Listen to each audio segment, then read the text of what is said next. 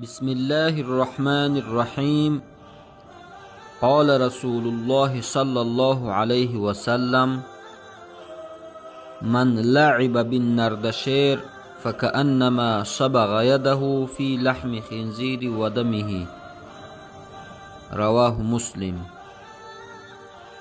رسول الله صلی الله علیه و سلم گفتند: هر شخصی که با نردی بازی میکند همچنانه که دستش را در گوشت خوک و خون خوک تر کرده باشد.